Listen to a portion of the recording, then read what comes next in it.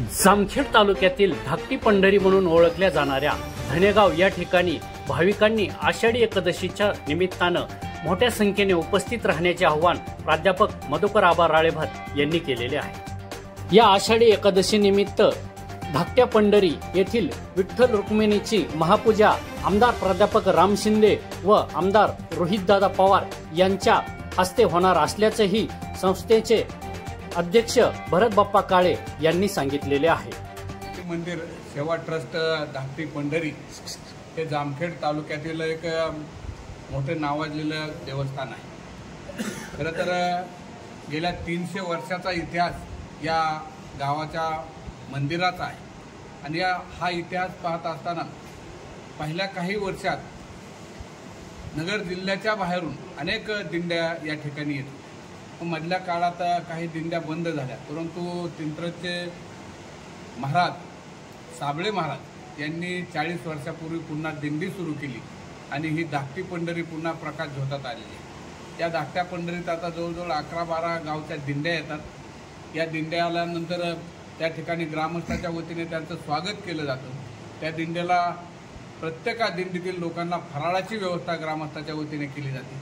नंतर आरोग्य सेवा त्या ठिकाणी देण्याचा प्रयत्न ग्रामस्थ करतात। राहण्याची जेवणाची व्यवस्था राहिलेल्या लोकांची त्या ठिकाणी केली जाते आणि एक तालुक्यातले चांगलं देवस्थान म्हणून त्या ठिकाणी नावारूपाला आलेले आहे। यावर्षी ट्रस्टच्या वतीने माननीय आमदार रोहितदादा पवार यांना पूजेसाठी बोलवलेलं आहे। माननीय आमदार राम शिंदे साहेब यांनाही पूजेसाठी बोलवलेलं आहे। त्याचप्रमाणे बँकेचे संचालक माननीय अमोल राळेभात पाटील यांनाही पूजेसाठी बोलवलेलं आहे। मी स्वतः गेल्या अनेक वर्षापासून पूजेसाठी त्या ठिकाणी उपस्थित असतो। माझ्याबरोबर आणखी गेल्या वर्षीपासून या भागात नव्यानेच काम करत असलेले सचिन सर गायवळ हेही पूजेला उपस्थित असतात आणि तालुक्यातील जवळजवळ 1-1.5 लाख लोक या धाकट्या पंढरीत आषाढी निमित्त जमतात। जो पंढरपूरला सोहळा होतो त्याच पद्धतीचा सोहळा या धाकट्या पंढरीत होताना पाहायला मिळतो। वाळवंटी लोक नाचतात, गातात, वेगवेगळे अभंग होतात, रिंगण होतं, भारूड होतात। त्या ठिकाणी जत्रेचंही स्वरूप आलेलं असतात। वेगवेगळ्या खाद्यपदार्थाचे स्टॉल लागतात, वेगवेगळ्या खेळणी येतात, खेळणीचे स्टॉल लागतात।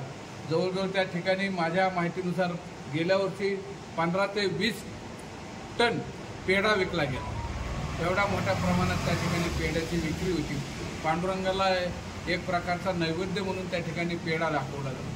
अशा पद्धतीने या देवस्थानामध्ये चांगल्या प्रकारची यात्रा होऊन ज्या लोकांना पंढरपूरला जाता येत नाही अशी बरीचशी पंचक्रोशीतली, नगर जिल्ह्यातली, बीड जिल्ह्यातली, नंतर उस्मानाबाद जिल्ह्यातली आणि काही सोलापूर जिल्ह्यातली माणसं त्या ठिकाणी येतात आणि एक मोठा सोहळा त्या ठिकाणी भक्तिमय रूपात साजरा होतो आणि हा भक्तिमय रूपात होणारा सोहळ्यामध्ये जामखेड तालुक्यातल्या राजकीय लोकांनीही सहभाग नोंदवावा असं आमच्या अध्यक्षांचं मत आहे आणि म्हणून यावर्षी दोन्ही आमदारांना, खासदारांना आणि राजकीय क्षेत्रात काम करणाऱ्या दिग्गजांना त्या ठिकाणी बोलवले। त्याचप्रमाणे आपल्या सर्व पत्रकारांना त्यांच्या वतीने विनंती करतो की एकादशीच्या दिवशी दुपारी 12 वाजेपर्यंत आपण जर त्या ठिकाणी आला तर तिथला सोहळा आपल्याला पाहण्यास मिळतो।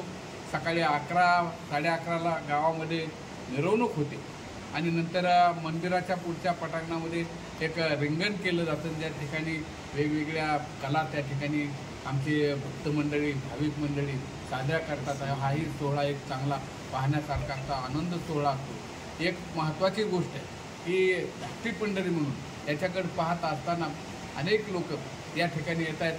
धाकटी पंढरी विकसित होत असताना पर्यटन विकासामधून त्याचा डेव्हलप होतो आहे, नंतर तीर्थक्षेत्र विकासातून डेव्हलप होत आहे आणि खाजगी लोकांनी त्यांच्या सहकार्यातूनही डेव्हलप होताना दिसते आणि निश्चित हे देवस्थान एक पर्यटन स्थळ म्हणून चांगल्या पद्धतीने नावारूपाला येईल।